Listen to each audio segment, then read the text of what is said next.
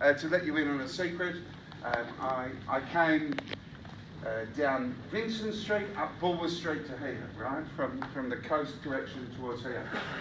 And as I did that, I went past Leederville Oval. And for me, Leederville Oval is a really significant part of my life. I'm an East Perth supporter, and if I'd continued just really... I don't mind a bit of passion. If I'd just continued on a little bit further, I would have gone to Perth Oval. I can only call it Perth Oval. I can't call it whatever it is. I don't even know what it is. But in my heart, it will only ever be Perth Oval. And as I was going past Leederville Oval, and in my mind, that's the home of the Cardies. And then as I made my way here, and I was thinking about where I was coming, I was thinking, you know, this is perfect. This is just bloody perfect. Because I love football, and I love the WAFL.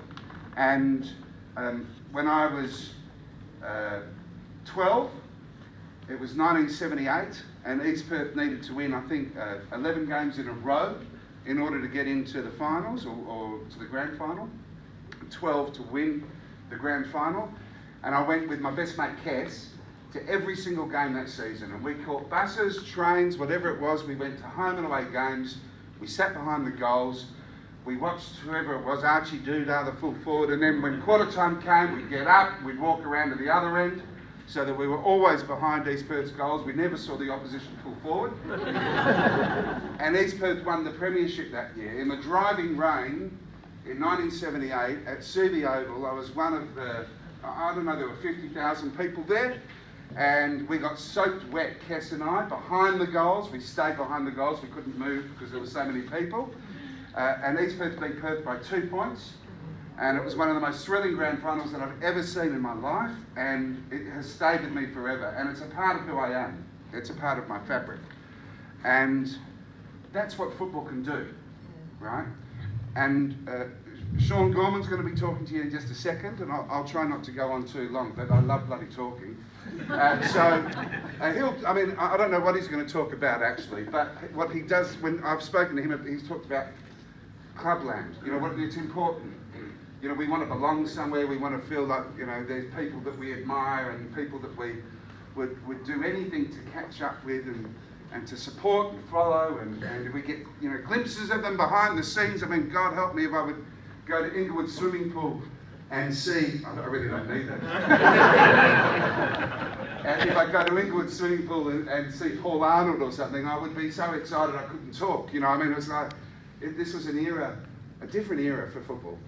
And it also was challenging for many reasons, because society was different back in the 70s, and people behaved differently. We've grown up so much. If you think about how Indigenous players were treated, it was horrible.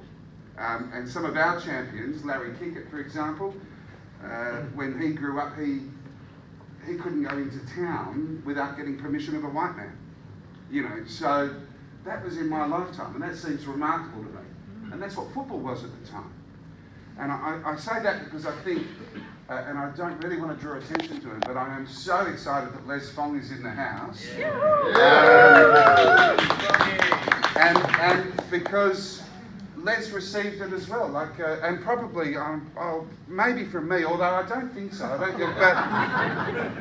really don't think so. But you know, in my mind, your nickname was Chopsticks, and when I think about that today, that's just a bad nickname for someone to have. But I probably called you that, but I called it with affection and admiration. But it was a different time and place, you know. But Les Fong played 284 games for West Perth, premiership player, twice, you know, club champion, captain for heaps of years.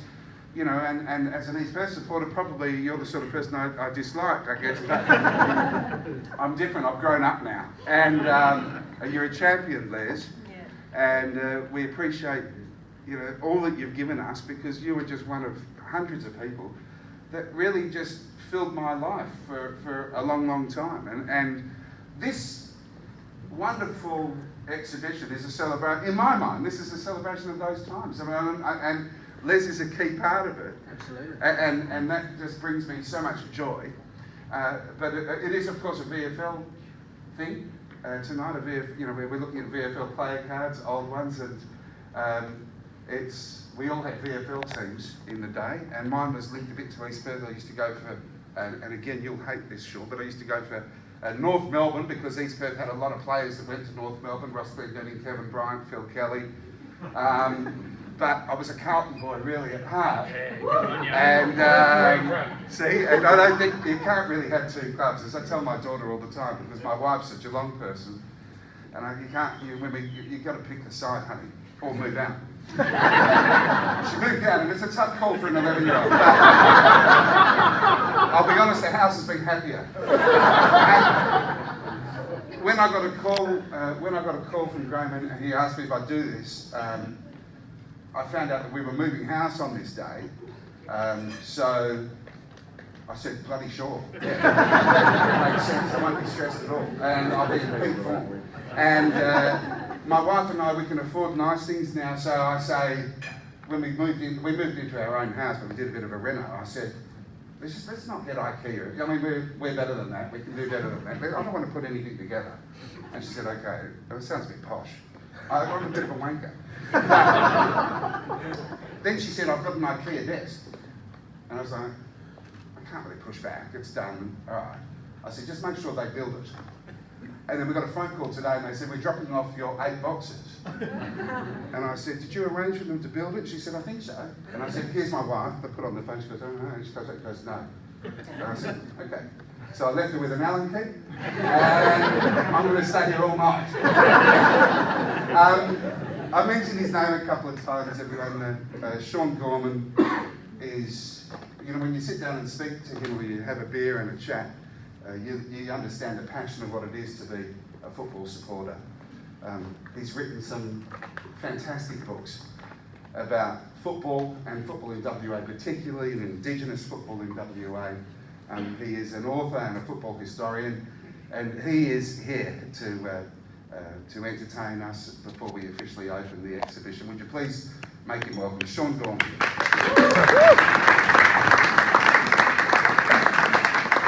Thank you, Russell. You're actually mistaken. I am actually Russell Woolf. He's the fat one, which is a big call. I'm so glad he was back from the States, because every time I would walk down the streets, I would always get stopped by some stranger in the space saying, Russell, I go, fuck off, I'm not Russell. He's in the States.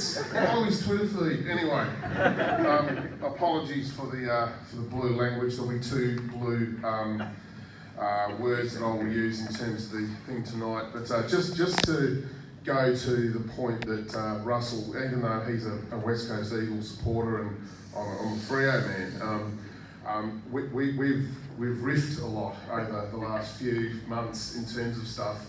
And my endearing memory around the waffle, and obviously the waffle changed when the West Coast Eagles came in, and as I've said on numerous occasions, there's been a very, I didn't understand West Coast when they came in, but my most endearing memory of the waffle was when I went along as an 11-year-old boy. We very rarely lived in Perth. We lived in Perth for 3 years. And my old man took me along to a Clanron game. We'd always been Clanron supporters, and that was very hard going back in the 70s because we didn't win a lot until the 81 grand final. Anyway, I was standing there with my autograph book, because we didn't take selfies back then, kids. We had an autograph book, and they all streamed through Mossy, Barry Beecroft, the great Lindsay Canther, so on and so forth. That's a joke for some of you, obviously. And then Ken Hunter. Well, Clay, can you please hold up, my son, can you please hold up that stubby holder? That is going straight to the pool room. Yeah, very good, excellent, okay. So Ken Hunter came up. I said, Mr. please. I was so nervous, he was such a legend. Anyway, games played, Claremont beat, I think it was West Perth in the day. I think Kenneth Hunter gave Les Fong a bit of a flogging. Funny, that's a joke, okay? Anyway, so the situation was that then the old man somehow, he must have been sidling up, you know, drinking booze with a couple of the committee men and all the rest, who got us into the change rooms in 1980. This was a significant moment, because there they all were, all, you know, in different states of Undressed. Undressed, that's the word I wanted. Yeah, so you got Mossy and Barry Bearcroft, and there was Kenny Hunter, sitting there in his undies, taking it, you know, strapping off. I went back up again, he goes, I've already given you my autograph, he remembered me.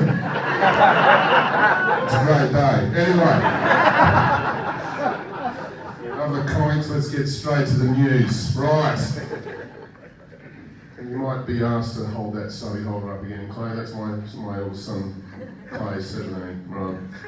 Okay, ladies and gentlemen, football is many things to many people. It's tribal, it's visceral.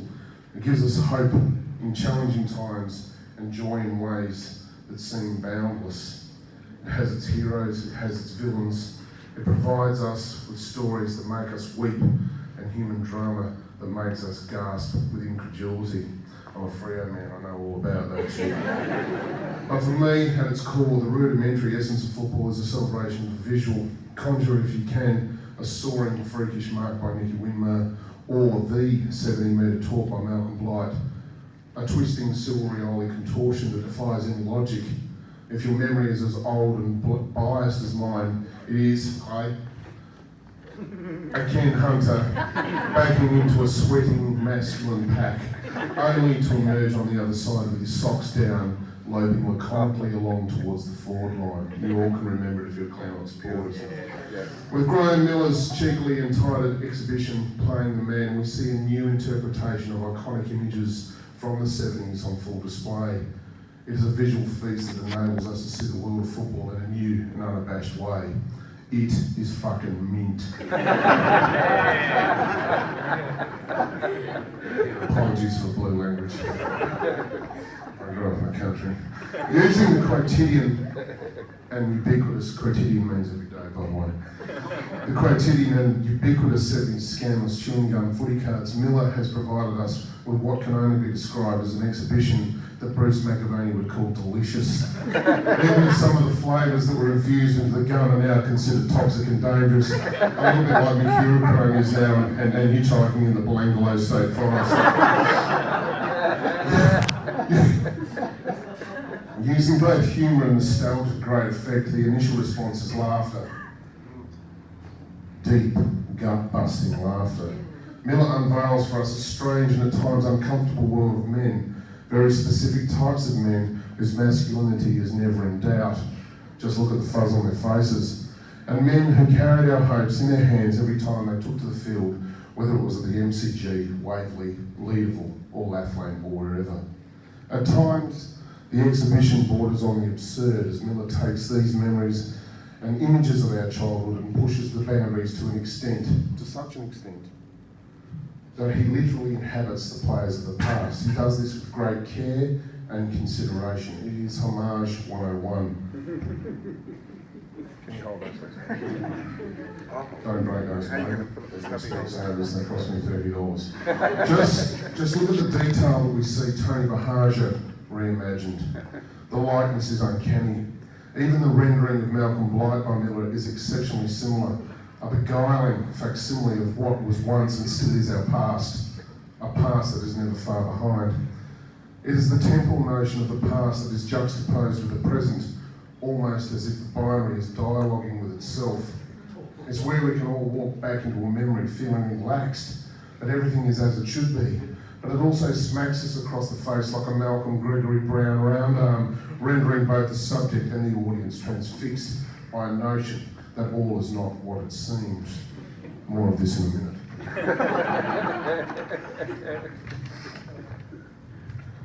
Perhaps the two players that are so freakishly real are that of Carlton's Mike Fitzpatrick and Claremont's previously mentioned Clay. Ken Hunter. Local Perth boys who made it good for in the East playing for Carlton at a time when the Blues only knew how to win, when Bob Hawke was running the whole shit show and gendered roles of the Australian way of life were hardly ever questioned unless you were Jermaine Greer. Miller doffed his cap to the local waffle heroes Brad Hardy and Ron Alexander, players who made huge impacts for their VFL sides playing for the Dishlickers and the Lions respectively. Both had a say in the writing of local football history. They were actors in the theatre of the Sandgroper Absurd, the Festival of the Boot, Alexander as the first coach of West Coast, and Hardy as the first Sandgroper to win the Brownlow since Graham Moss, who all feature in this exhibition. But even if this exhibition achieved what it has by using the classic Aussie piss take with Miller looping it via a long dropping off the half back line of nostalgia to head home with the breeze to win the idealised grand final of our youthful, uncluttered minds, it would be an unqualified success. But what Miller has done is more, much more. What he has done is given us an insight into not just a time and a place, but into that temporal and spatial consideration that framed him, that made him. By looking back, Miller has been able to say what is happening now, and in doing that, we can see how far we've actually come. We can actually measure it, okay? And you alluded to it earlier on, Russell. It is only now, in the new world, in the contemporary world, that we inhabit today, can we understand the full gravity of what that actually means. It means record crowds in the AFL, because it means something. The commencement on the rise of AFLW, thank God. The advent of Auskick. I would have played AFL if this was around in my day. The appreciation and standing of Indigenous footballers, hallelujah. The discussions of mental health and gambling, historical issues in Australian sport, and particularly Australian Rules football, and the constant stream of who we are and why we love this game that is only really played here. The key to this exhibition is the great Cardinals rover Leslie Fong. I know it's so obvious, but the hint is also as soft as a Robbie Flower sidestep. The key is in the nuance, something that is too easily overlooked in Australian culture. It poses the question, is Les Fong the greatest player of Asian heritage we know? Take that, Sam Pang, you wanker. If so, if that is actually the case, and I concur completely with that, Les. If so, one thing is for certain, Graham Miller was not. His life has been shaped by other factors, but the heritage Fong and Miller share is not one of just being of mixed Anglo-Asian descent, but of being the other. Last page. Maybe not. Speaking with Fong when I did my PhD on the Jim and Phil cracker, the abuse he endured was truly ugly. It even shocked me, and I'd been speaking with Jimmy and Phil a lot, and a number of other Indigenous players over the course of that process, and the stuff that Les told me shocked me immensely. One only has to see the statue of Nicky Winmar at Optus Stadium to appreciate what this type of abuse can elicit. A moment of reflection, a pause to process what it all means, something football does not really allow when the whips are cracking. As John Kennedy said, don't think, do. For Fong and any other number of players, it counted on the scoreboard, it counted for great effort, application, and only through this could social capital be built. For Miller, coming to Hale as a new Australian meant new challenges he rose to. He had no other choice. Boarding school was like a mix of Lord of the Rings and Middle Earth, Guantanamo Bay and Wake in Fright. But it also gave him an insight into what made Aussie boys tick in the 1970s. This is beards and sport, eh? This is evidenced by the ghosting of the iconic show's countdown and the winners in this exhibition. From here, the insight required Miller to navigate the male psyche, specifically the Australian male psyche, one that has very specific codes and conventions, and ones you do not fuck around with. This was made all the more difficult because despite being Asian, small, different and other, he also played hockey, or dicky whackers as they were called. God. was enough to ensure that the torrent of abuse was constant and the ridicule ongoing. But due to this, Miller employed another tactic that speaks to the Australian male psyche: humour. Nothing like a funny bastard to make you laugh, eh? With this exhibition, Miller has achieved this feat again by filtering past negative experiences, but unlike so many others, it is Miller who has the last laugh, sometimes at his expense and sometimes at the expense of others.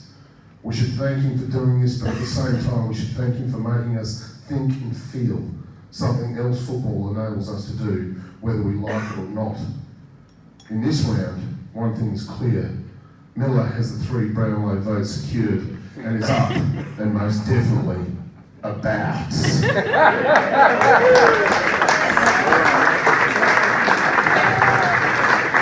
Ladies and gentlemen, Sean Gorman. I said he was a wonderful writer. I think you've just been given a little snippet. Beautiful, Sean, beautiful. So well crafted, and speaks to all of us. We connect through sport, and it's brilliant to be able to celebrate it in an artistic fashion. Some of the things Sean says take you back, like you think about the actual Scanlon gun that used to come, the 2 sticks, those 2 pink sticks dusted in I don't know what.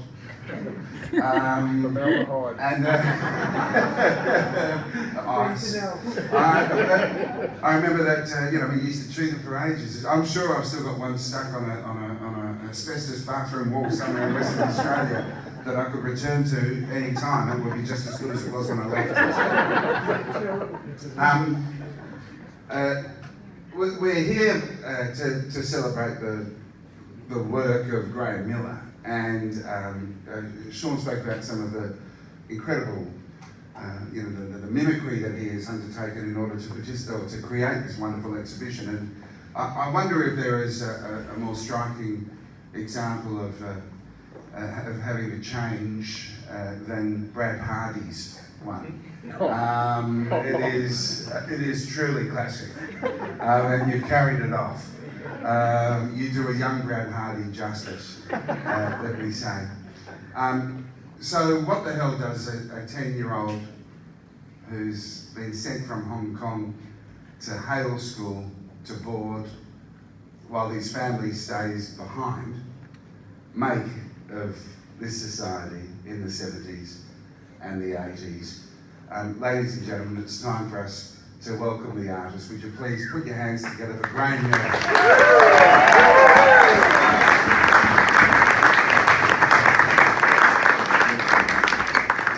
Oh wow, pretty hard act to follow those 3 guys. Thanks so much, Sean. Sean's been my biggest promoter over the last year or so. He's been talking about this project to anyone who will listen, and he knows a lot of people. He was at the North Melbourne Team of the Century dinner, sat next to Malcolm Blight, got his phone. Look, Malcolm, check this out. It's Graham Miller as Malcolm. Malcolm was confused. He asked me to walk away. So, look, thanks for flying the flag, and thanks for your great words. Yeah, look, this project, as many of you know, started when I did in November, and that was 3 years ago. I attempted to grow the first moustache of my life because I had never thought that I could grow one. At school, boarding school, kids could grow a beard, but they were just couldn't wait to shave, the ultimate symbol of virility and manhood. But I was half Chinese and almost hairless, so that just wasn't going to happen. So as I started impersonating people for November. I did all sorts of people with bad moustaches because I could only grow a fairly bad one. I did Frida Kahlo and Manny Pacquiao. I did, somebody said you look like a porn star, so I thought, oh, a porn star, good idea. Yeah, so John Holmes, I did John Holmes. And then I thought, well, we were at a footy trip in Melbourne, so I said, you should do footy players from the 70s. I thought, yeah. In the 70s, the Mo was king, and probably on all the Scanlon's cards when I started looking at them, over half of them had Mo's. And so I didn't think about it until later, but the Scanlon's footy card really is a microcosm of the 1970s Australia that I grew up in. If you have a look through the players that are represented there, they're mostly white. There's a few Indigenous players, and there's one player of Chinese heritage, and that was Les. And that pretty much felt like it was in the boarding house for me. And as well as that, my first waffle game that I went to in the late 70s was West Perth versus East Perth at Leederville Oval. I walked in there freshly out of Hong Kong, and the swearing and the abuse was intense. The drinking was full on, and the bodies slapping into each other, the biffo. I thought, Jesus, this is terrifying. I'm never playing this game. And so that's when I went to Dickie Waiters. Look,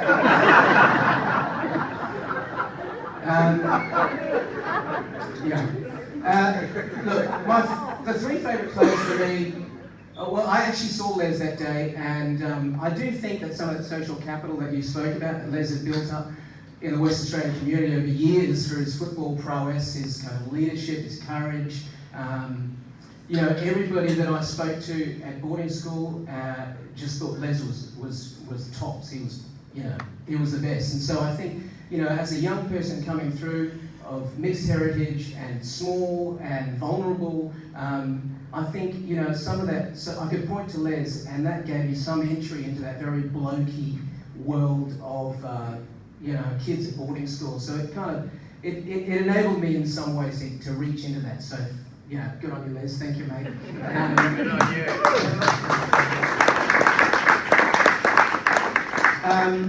My three favourite players. Pretty sexy too, Graham. Pretty sexy, yeah. Sexy, though. My three favourite players were Les Fong, Ken Hunter, and Maurice Rioli. And you'll notice that in the show, there's no Indigenous players represented, and that was a conscious decision that I made, knowing the history of white people darkening their skin to vilify and to humiliate Indigenous and African American people. They're kind of the history of blackface. I was very conscious of that, and so I just didn't want to go there, and that was out of respect to the Indigenous players. It definitely wasn't out of exclusion. And even today, the Canadian Prime Minister, I think, has been outed for blackface in an image 20 years ago. But that is in no way, I celebrate the Indigenous players, and I just made that decision, so I hope that's taken in the right way. Now, an exhibition like this, there's so many people to thank, so I just want to make sure I don't forget anyone. So Russell, thank you, mate, for coming along at such short notice. You just warmly embraced the whole project and just said, look, mate, I'm there. I didn't realise it was because your wife was doing IKEA. Anyway, thank you. To Helen and Alison from Turner Galleries, the official exhibition is actually tomorrow night, because there's three of us exhibiting. There's Jack Ball in this room and Paul Caporn in the other room. And I said, look, it's the prelim final tomorrow. No 40 people are going to turn up. And I said, can we do something on Thursday, maybe? And they said, yeah, okay. So, they've always supported me so much. So thank you, Alison and Helen. That's and even when, my practice was going kind of slightly detour with this work, you still fully supported and embraced it. So thank you. Thanks to Evan Haywood, who supplied the wine tonight. Evan is a friend of mine from, I haven't seen him for 25 years, but, as sport does, he reached out to me and said, mate, I heard about the show on social media. Can I give you the wine? I said, yeah. So, thanks, Evan. Joe Lamb was there as well. He printed the show. He spent a lot of time looking at my ugly face on his screen, and he told me straight out, mate, I don't want to see your face again. So thank you, Joe, for printing the work. Tim and Marianne from Plastic Sandwich did a great job with the framing. I really want to acknowledge Ellie Gilmore, who is a makeup artist who helped me right through the project. She did a fabulous job, as you can see in the pictures in the other room. It helps that she specialises in drag makeup, because if you ever want to be a 1970s footballer, it comes in handy having some skills in drag makeup. Finally, I'd like to thank Jeff Atkinson, who's a good friend of mine and a photographer, a brilliant photographer, and he helped shoot a lot of the images in that show, as you can see. He's one of the biggest-hearted, giving person that I know. And when I mentioned this to him over a year ago, he said, "Mate, you're going to need some help." And I thought, yeah, okay. And he just embraced it straight away, came on board. We spent a lot of time in hysterics doing this project. It's the most fun I've ever had doing any photographic project. So, big cheers to you, Jeff. Good on you. The second holders, I'm afraid, have sold out. But if you want, I'm going to make another batch, so you can just put your name down and I'll get them to you. And there's a few badges around as well if anybody wants a badge. Otherwise, enjoy an emu sport and have a good night.